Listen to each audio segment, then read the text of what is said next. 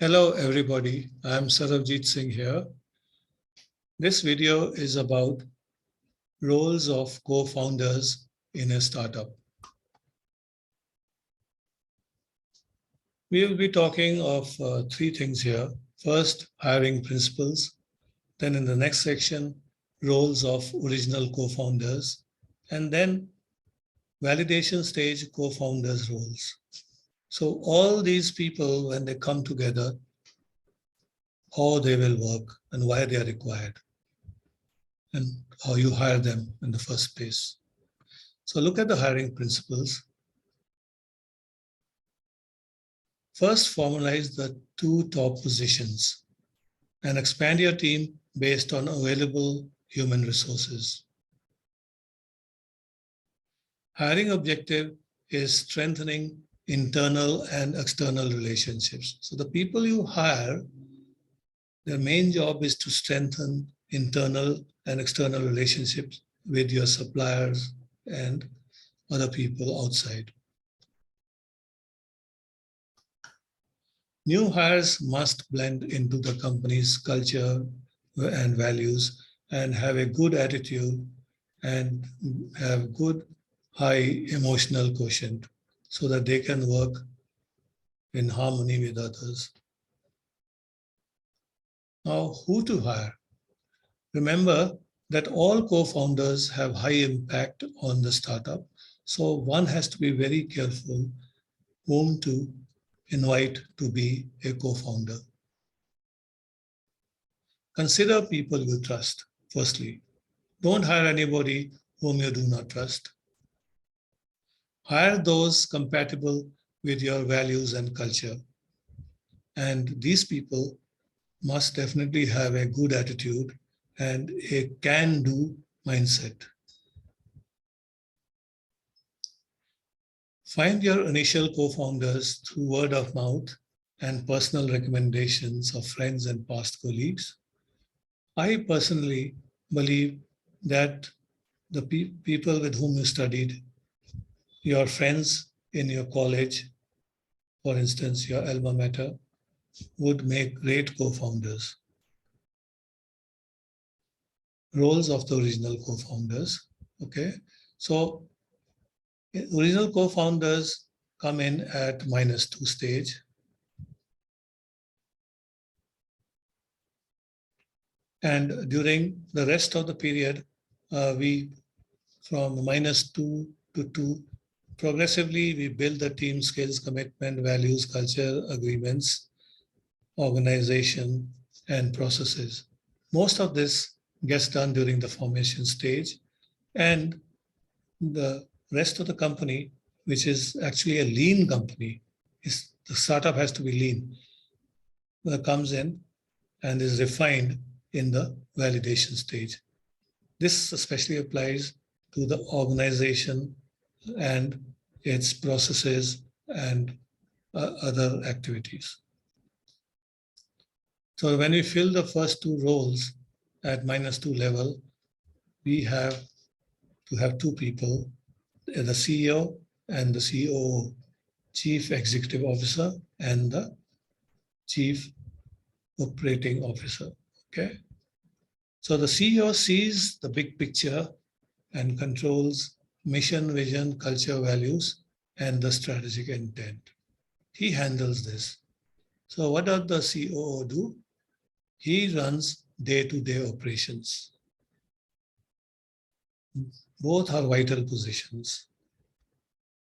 So original co-founders fill these two positions. And if there's a third co-founder, maybe he'll occupy the position of the project manager. Let's see. But if you do not have three people, then these two people fill the position. Now, when we go forward, what do we do? By the end of the validation stage, what are the roles that you assign to co-founders whom you pick up on the way? The earlier you actually pick them up, the better it is. So first we select the product manager, okay, who owns the product, focuses on product strategy and its execution. He's very important. Without the product manager, you just cannot work. Okay. As important as this is the project manager. So you have to decide whether you want a project manager first or a product manager. I would go with the product manager first, because ultimately you have to create the minimum viable product and then go on to create the marketable product. So the product manager works with engineering and marketing teams to create and market the product. So he does the initial launching of the product. I personally have happened to have worked all my life as a product manager. It's a fascinating job and involves everything and you can think of in a company, because you own the product. Actually, if there's anything wrong with the product in a company, they will call the product manager and ask him to explain what happened where. He's supposed to know everything that happens to his product anywhere, within the company, outside, with the customer, no matter where. Okay. So, but the thing is that product managers are difficult to get, because most of them are so involved in the work they do in their current organization that they are not willing to leave their exciting work and come and join a new startup. Hopefully, you'll be able to persuade a good product manager to come and join your startup.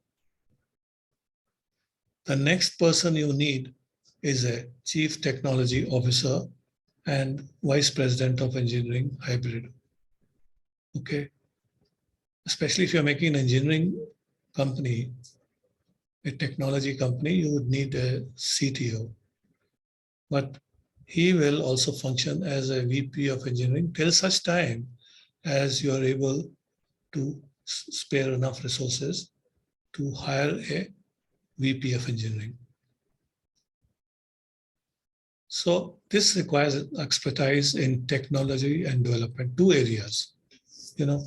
He has to, because he is filling a hybrid role. So he has to have technology for his CTO job and know a lot about development, because he's going to be also working part-time till somebody joins as a VP of engineering.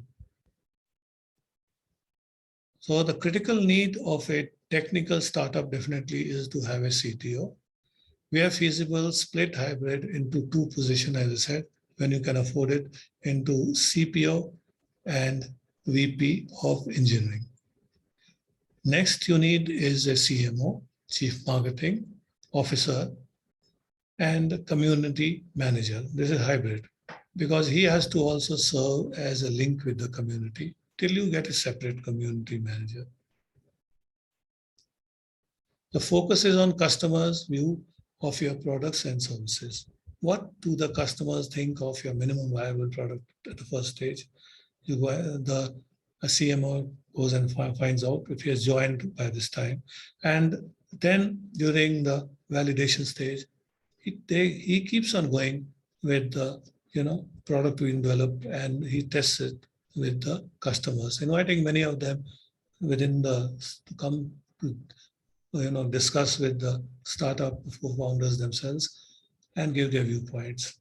Ultimately, we're going to produce the product for the customer, and it's a specific type of customer we have selected, a niche customer, and we have to know that the product really fits his requirement in a totally unique way, unique to the world.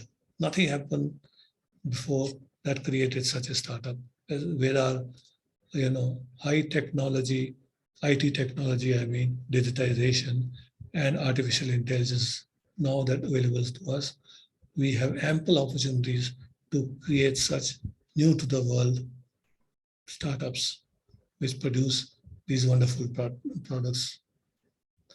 So essential is to have a marketing and promotional skills to reach a wide audience. That is the essential of the job.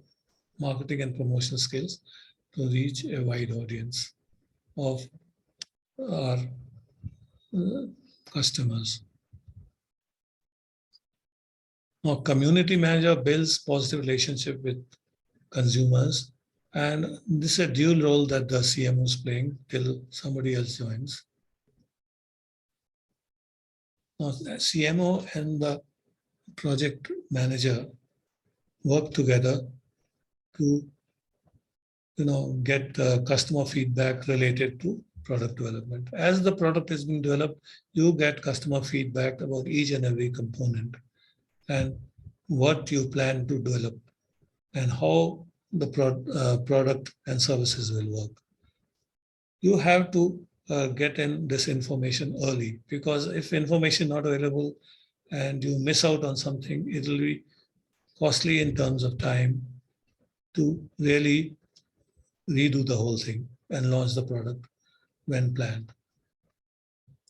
Then comes the sales manager, who is there to generate new leads and bring in money.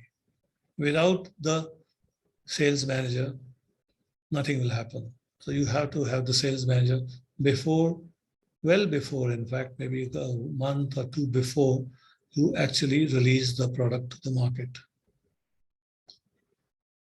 Then the best thing to do is to hire a skilled sales manager who will require minimal training, because he's already trained. Otherwise, training somebody to become a sales manager is a tough job. Then you need a chief financial officer as a co-founder. He's extremely useful. And I was thinking that you actually need a CFO right in the beginning, because when you're making your business model canvas, you need the CFO to fill in a lot of financial related information into the boxes. You cannot do this without a financial person at the helm. A trained person will do a great job. You must somehow find out how to deal with this when you actually do not have a CFO. Then you finalize the BMC. This is what the CFO would do: finalize the BMC financial. I'll say finalize here because I assume that he is not available when you are making the original value proposition design-based BMC, business model canvas. So he should at least be there to finalize the BMC. We're halfway through the validation stage. And then he'll have to deal with banking and issues and leasing premises, paying suppliers, and managing petty cash. Startup sandbox step-by-step approach to creating the future is here. And I would say that we have a bright future with all the startups that we create. Please go ahead and create one and come to me for any advice in this matter. Thank you very much.